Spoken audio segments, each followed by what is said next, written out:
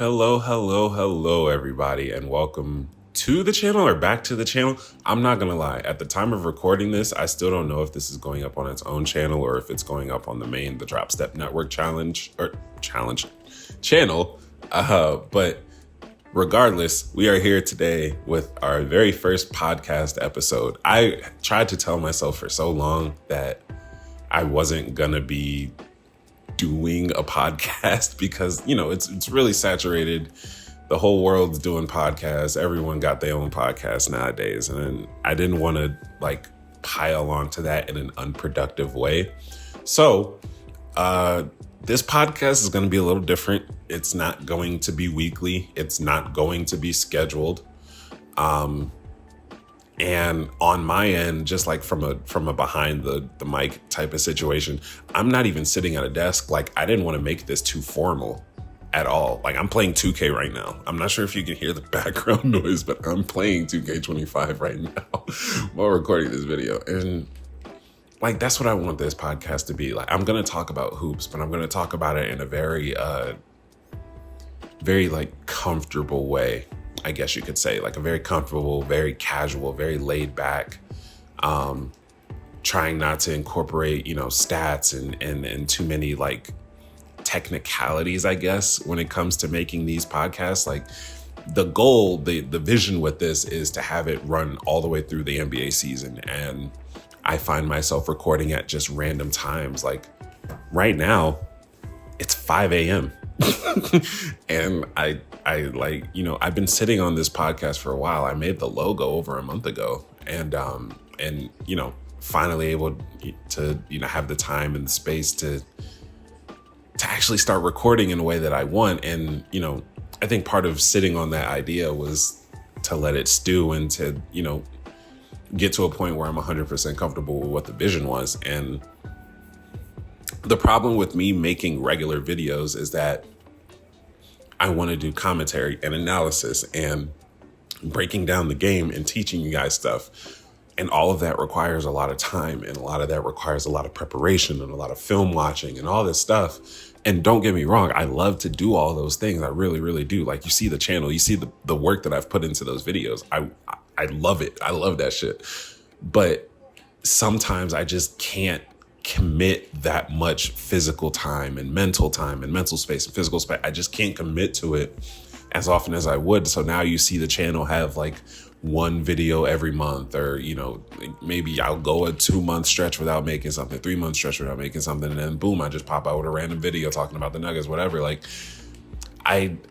It's unfortunate that has become my schedule, because there was a time, during the NBA, during the Nuggets championship season, actually, where I was uploading so consistently, and I was getting after it, and I saw it through all the way to the end of the finals. And I was uploading videos after every single game of the finals. I had the drive, I had the time, I had the space to do so at that time. And, shit changed, and I didn't have it. I didn't have it the same. And that's okay. I'm not going to force it. I'm not going to force that situation to work itself out if it just naturally isn't working out, especially because, I don't make a lot of money off the channel. It's not a primary source of income. So I can't, at this very moment in time, I can't afford to just put a lot of time and over other things and prioritizing it over the more important things that I need to do in my life. I can't do that right now with this stuff. And it's unfortunate because I really want to, but I can't. So all that to say, here we are on the High Post podcast.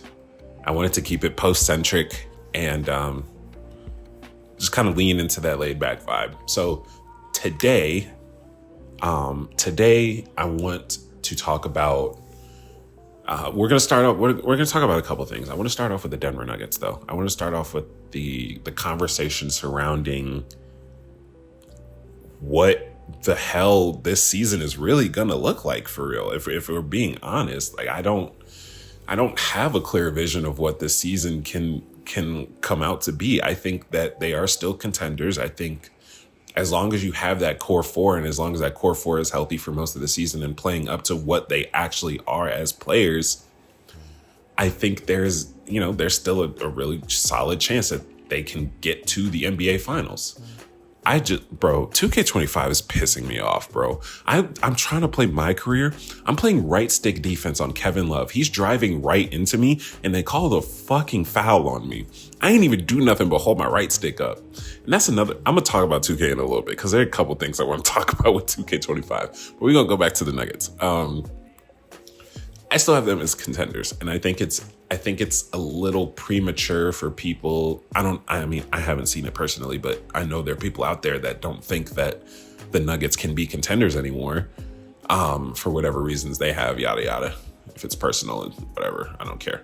But there are people that believe that, and I think it's a little immature and a little early to be like, okay, yeah, no, they just don't have any shot at getting to the finals. Like, I don't see them as a strong contender whatsoever, regardless of who their top 4, top 5 is. They are, they straight up are. And specifically what I wanted to talk about in terms of the outlook of this season, I touched on it a lot in that video I made about the Denver Nuggets bench and the new look Denver Nuggets bench with Saric and Westbrook and Julian Strawther stepping into more permanent minutes. I talked about the newness of that, how people are going to have to incorporate. And I talked about some of the positional versatility and the lineup versatility that we have, but also at the same time, like the lack of versatility that comes with a bench like that. So Westbrook, very well documented non-shooter, non-spacer. And unfortunately with the Denver Nuggets this season, like with the loss of KCP, 40% 3-point shooter, like there's a clear lack of sharpshooting on this team. It's MPJ, it's Jamal, it's Julian Strawther, and it's Jokic on a good year. That's the 3-point rotation there, and it's a little scary because, I mean, the Nuggets already weren't the highest volume 3-point shooting team. They were pretty much bottom 5, I think, in the last 2 or 3 years in terms of three-pointers attempted, but they were always top 10 at least in 3-point percentage. And I think, like, they work inside out, obviously, because of Jokic's play style, but I would really love it if they ramped up their 3-point attempts somehow. Like, I love the fact that MPJ gets a lot of those 3-point attempts himself. I love that he gets, I think it was 7 or 8 per game last season. I personally would like to see them run some more actions to the point where MPJ is getting up 10 threes a game and he's getting up maybe 12 to 15 field goals per game. I want his shots to be from behind the line. We need him when it comes playoff time, when it comes to these crunch time moments, we need him to stay at that 40%. Especially this year. He cannot afford to be a sub 40% 3-point shooter for the year if he's going to be our main 3-point target, because we'll see how Jamal Murray looks in the season. And I'm kind of like tossing his 3-point shooting to the side, even though he still shoots 40%. But his Olympic outing just was not comforting at all. And it could be injury, it could be new role, it could be like a bevy of things other than him just not being as good. But it's been a while since we've seen a very good and consistent Jamal Murray. And I don't mean a while as in years, I mean a while as in months. Like, we're missing something there. And I'm not saying that he's going to come into this season and be absolutely garbage, because I don't think that's going to be the case at all. I just am a little weary that with our already low amount of 3-point shooters, that one of them, also our starter, also our second option on offense, also our point guard, is maybe not going to step into the season that he needs to have. And that's unfortunate for the outlook of this season, because it really does, like, the shooting. There's a reason why the Nuggets are still able to win as many games as they do, go on these deep playoff runs with the amount of 3-point shots that they don't attempt. Like, there's a reason that they're still able to do all those things. The problem is that I think that won't fly as much this year. I think we're seeing a league that can put up so many points so fast in such short bursts that, the Nuggets 3-point wise just don't match at times. I'm scared of the 3-point shooting a little bit, especially when it comes to the bench, because once MPJ sit down, like, you know, there's all that chatter with Calvin Booth and Michael Malone right now. And, you know, the front office isn't seeing eye to eye with Michael Malone, yada, yada. And, you know, if you were to take a guess, if you were to believe in those rumors and take a guess as to why that's happening, it's probably because of the play time versus the youth and established guys. Michael Malone has a very, you know, this is his mantra. I'm going to make the young guys super duper earn it. And even then their leash is really short. Calvin Booth is drafting not all these project guys, but he's drafting guys with, you know, a little bit of college experience and ready to come in and play. And they're young, coincidentally. And maybe he's not getting the same amount of play as he thought he would because Michael Malone's making those decisions at the coaching level. And it, you know, that's something to keep an eye on. I don't fully obviously they've talked a lot about how their relationship is. Like Calvin and Michael Malone have both said that the relationship between each other is good and they communicate and there's, you know, some of their things match up, whatever. But yeah, that's interesting to note because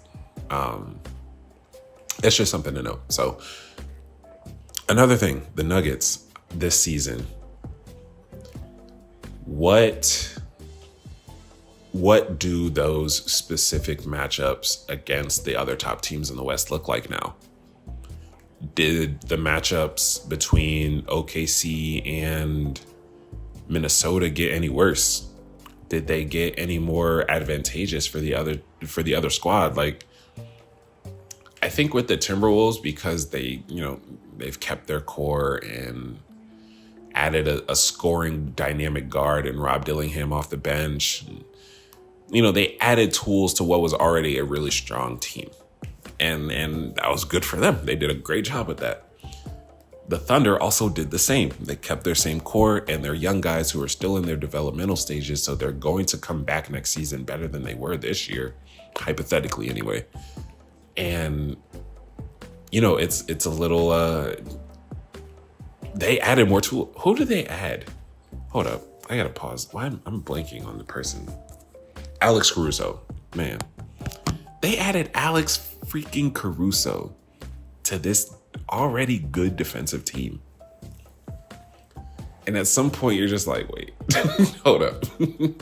How seriously do we take OKC as a contender? And specifically in a matchup against the Denver Nuggets. Like if we're looking paper to paper, Chet versus Jokic, J-Dub versus Aaron Gordon, MPJ versus Lou Dort, like Shea versus Jamal. On paper, there are a couple different spots, especially when it comes to the bench, that the Thunder have a slight advantage in. And is it enough to overtake that advantage? Because I firmly believe that if they were to meet last season in the postseason, I think that the Nuggets still would have won that series in 6 games. But this year, it's 7 or toss up. Honestly, and that's not me trying to discount what the Denver Nuggets are as a team and what Jokic is as an MVP and what the top 4 is capable of. But it just straight up, other teams are getting better. And that's very independent of what the Nuggets can do and what the Nuggets are as their own team. So it's interesting to look at that type of matchup. I think defensively, like the Thunder do have that length. They do have the bothersome defensive players on their roster that get up in your skin and force you to have weird games and stuff like that. And I'm not going to discount their defensive impact on that front whatsoever. I just think we've seen a lot from the Denver Nuggets in terms of that specific matchup. Bro, we know Malone loves to run them full 5 rotations, especially in the regular season. He's not going to care. He's going to run them full 5s. What does a full 5 of Russell Westbrook, Julian Strawther, Peyton Watson, Vlatko Konchar, or Dario and DJ look like? What does that look like on the floor together, especially like this is a unit of 5 who really has no time at all played together. Not just because Russell Westbrook and Dario Saric are here. Like Vlatko was hurt last season. Julian Strawther wasn't getting minutes last season. And then you add the new guys on top of that. It's a lot. It's a lot to take in. And the bench is going to lose a couple of regular season games. And I don't think it's far-fetched to say that. I think it's very fair to say that, as with a lot of different benches in the league. But specifically with the Nuggets, I keep coming back to this damn bench problem because it's been a thing for years, but it's so worrying because we have lost a lot of that positional versatility and lineup versatility with the loss of KCP for nothing. Like, we didn't get anything in return for him, so we lost such high two-way impact in a couple different positions and a couple different roles for free. We just lost it. And we couldn't really recoup everything that was lost with the KCP thing. Like, CB has to be an amazing shooter. CB or Aaron Gordon, one of them has to be a really good three-point shooter this season to go along with the rest of the starters, because if it ends up being 2 people on the floor as starters that cannot shoot the three-pointer and cannot add any sort of spacing, that's going to end up being a pretty big problem. KCP allowed that extra bit of spacing in the starting lineup. So if it was AG who wasn't shooting that well, you still had the other 4. If it wasn't Jokic and AG maybe shooting well, okay, you still had the other 3. That's not going to be the case this year. And I want to say Christian Braun shot, I think he shot like 30-something% last season from 3. He shot 38% from 3 last year, but it was on 2 attempts, so he made less than 1 per game. I would love to see that number keep on rising, because his rookie year, three-point shooting splits specifically were 0.4 out of every 1.3 three-pointers made, which equates to 35%. In college, he was a 40% three-point shooter, again on low efficiency, but he was a 40% three-point shooter. I see the growth. It's a consistent growth so far between the first year and the second year, and I'm hoping that continues, because if it does continue, we're looking at a guy who could make over maybe 1.5 threes a game and then end up shooting 38, 39, 40% from it and end up being a viable option, and someone who they cannot sag off of anymore and cannot just leave to their own devices. Like, I mean, yes, if it comes down to it, teams are going to let CB and AG shoot the damn corner 3 ball as many times as they want, because they don't have a long history of being reliable shooters from that range. And that's fine. Like, that's completely understandable. And that's something that we have to be prepared for. But if CB can step into at least some of what the offensive role of what KCP was, because the defensive side he's already taken care of. I'd like to see him get a little bit better at screens, but it's a different physique, you know? KCP was so good at screen navigation because he was slender, he was slim, he was fast, and he was quick. And he had arms, and he had a little bit of height on. I think it was 6'4", 6'5". KCP had some height on him, and he was also slender and really quick. CB he's a little bit thicker. he's stronger than KCP, just outright. He's more of a physical type defender. He's not going to be slipping through screens like that. I mean, I've seen some ability for him to play around the screens, but not to the level, obviously, that KCP was. But, you know, the defensive side of the ball and his own purposes and his own strengths are there, because he is a better interior defender than KCP was. We've seen a lot of different blocks and a lot of help side rotations from CB that point to the fact that he may be a little bit more of a versatile defender than KCP was. And at what point does that, you know, maybe add to the Nuggets starting rotation instead of taking away from it? Because me and along with other people that I have seen on Twitter and YouTube and stuff like that have been, you know, KCP, big loss, all this, you losing so much, which we are.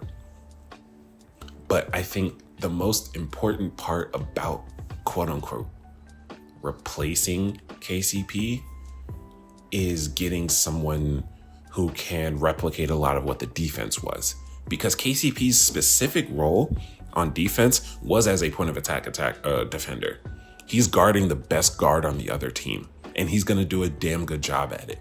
There are some guards out there who have a really good matchup against KCP because they end up being more physical, and they also end up matching his speed, aka Anthony freaking Edwards. What we noticed at times during the playoffs last year in the series against the Timberwolves, Christian Braun, when matched up against Anthony Edwards, did a damn good job at guarding Anthony Edwards. And that's not to say that KCP never did, but when you look at it, when you straight up look at the game and see how differently they're defending him and what the efficiency of it is and the different possessions that come out of it from each of them guarding Anthony Edwards, there was a pretty big difference in CB versus KCP in that series. And Anthony Edwards is a very transcendent talent, obviously. He's one of them ones. But still, for CB in his rookie year or in his sophomore year, to have that type of matchup neutrality, I guess, I can't call it an advantage, but I don't think he has a disadvantage either. Have that type of matchup against someone like Anthony Edwards, who we're going to see 4 times a year, and someone who we're going to end up playing again in the playoffs at some point. It's good to have someone who can match up like that. As far as replacing KCP offensively, Christian Braun can make a good pass. He gets out and runs in transition. We won't have that stop and pop 3 with him, but I think that'll trickle over to MPJ, to Jamal Murray. So if Casey or if CB is running down the lane and getting ready to go up with it, or he's ready to catch a lob, or he's ready to finish at the rim and it's not there, it's cut off, get that shot more to Jamal, get that shot more to MPJ.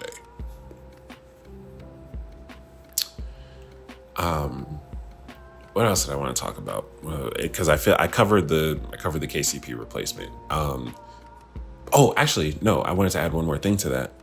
The other side of that coin is Julian Strawther's shooting. And if he can replicate what he was doing in Summer League, i.e. the confidence and the efficiency and the type of jump shots and shots he was making from all 3 levels, mind you, I think that's going to be a really underrated part of what the Nuggets can be. I think that's going to really be an underrated part of this quote unquote replacing KCP situation.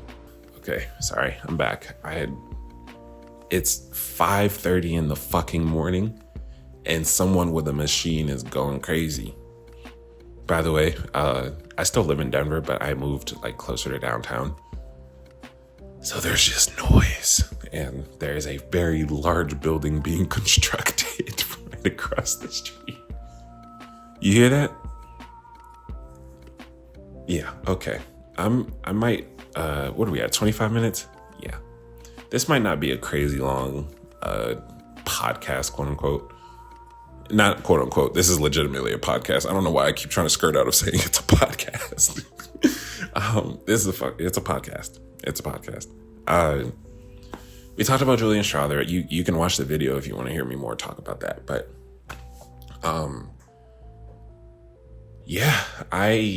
let's talk about Russell Westbrook, I guess. A little bit.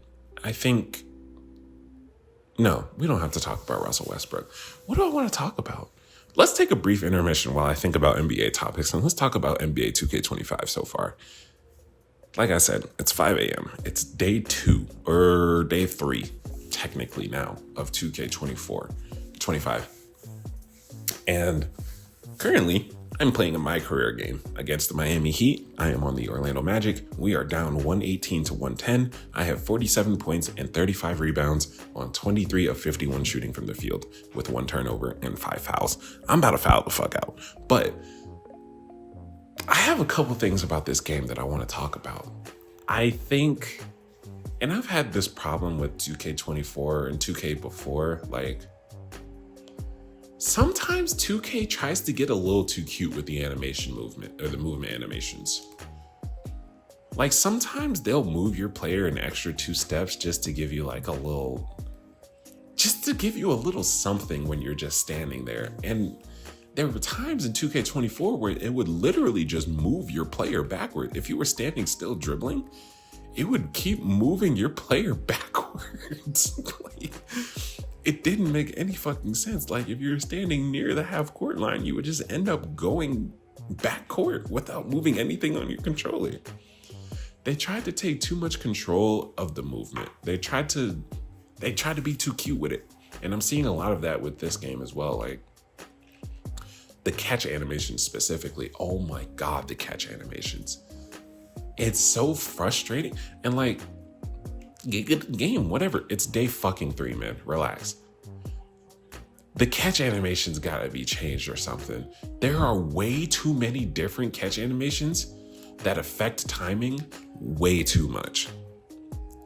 And it's timing, it's speed of the jumper. Like, there are just some catch animations where you don't even have like a pull-up in your jumper. You're just ready to shoot. And it, like, for some people that works, but I'm a type of jump shooter who needs to see my cue.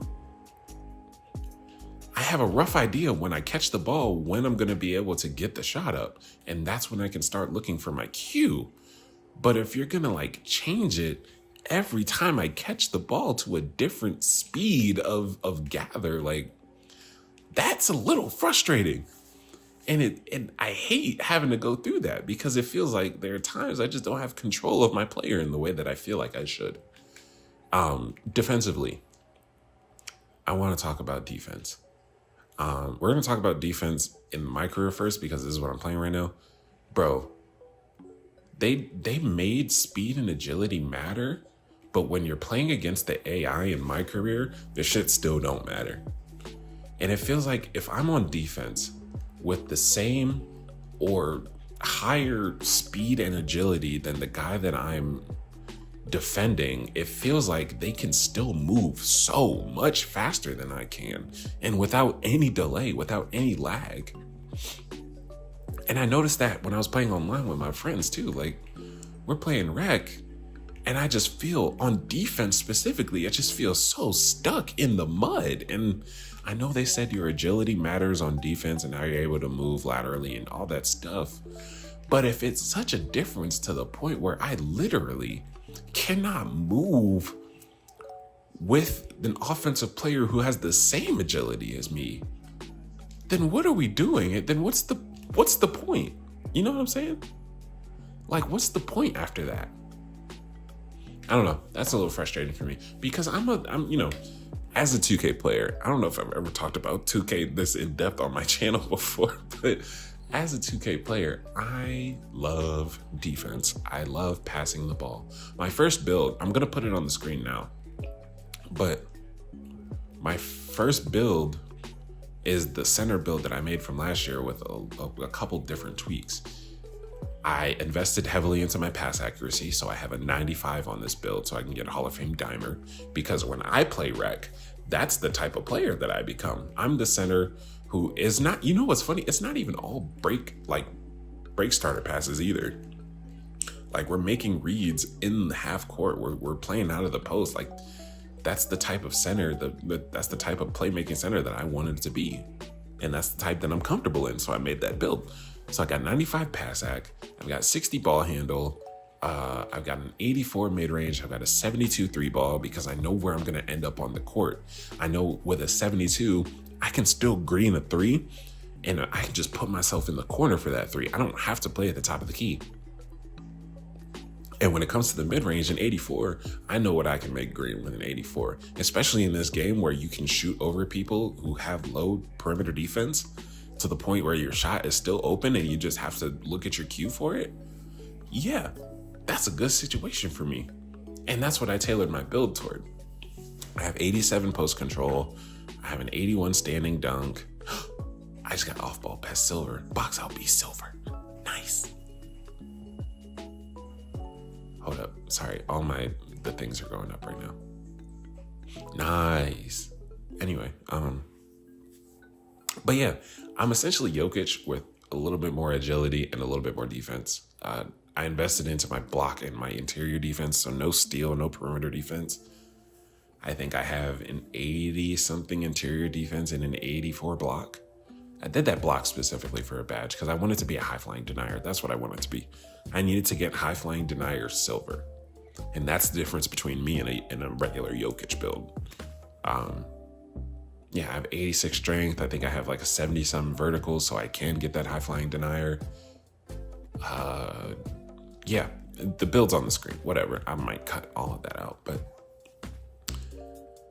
I love the build. I love the way it plays, but it just feels like on defense, I can't move at all. And I understood that, agility was going to play an important... Hold on, sorry. I'm answering a question after this game in my career. Congrats on your first game in the league, MP. As exciting as that is, it's got to be a little disappointing coming off the bench, right? Why do I have locked answers, bro? It's not disappointing at all. I just want to win. Bro, I had a 50-30 double-double off the bench. You think I'm upset? Anyway, but yeah, dude, I understood what a lower agility was going to be, because I think my agility is at a 69 or a 70. I had to shave points off somewhere so I can get the other things that I wanted. But, yeah, dude, I don't like the stuckness at all compared to the offensive side of the ball, because what's funny? When I'm on offense, I feel faster. And I obviously have the same stats on either side, so it's just a little weird. Is Jenna Bandy sending me a video message about my game? She did. Okay. I just want to feel like I can move. And it feels like the startup for a lot of the movement defensively is just so much more exaggerated than it is offensively. At least for my type of build. I can't speak to any type of other players because I don't have that yet. I have one build. It's day 3. Shub, I'm talking to you. You're a sicko. Anyway, sorry. Yeah, dog, that was whatever. That was the 2K rant. I don't mind the game. Shooting is a lot. You really, really have to know your cue, and I play on high risk, high reward shooting profiles, so it's green or nothing for me. I don't want to give myself any leeway to be like, oh, I mistimed it, but at least I made it. Like, I specifically want to green my shots. I want to get so comfortable in the fact that I know what my cue is, I know when I need to release, and I know this shit gonna be green. Okay, we gotta lower this minute to 12, or from 12, because 12 is a lot. 12 was so long. Let's play on 9 minutes. Yeah. Okay. Yeah. Oh, sorry. I'm running out of things to say. I think I'm just going to end this video or the podcast episode here. These will not always be this short, but they will be random lengths. So don't expect any consistency in that regard from this type of content. The goal is to make them at least 30 minutes. So at least that's something we can hold on to, a minimum threshold, because my regular videos are never close to 30 minutes long, and I don't want that to be the case, because that's its own style of content, and we're going to keep it its own style of content. So thank you very much for listening to this. If you did, I appreciate it.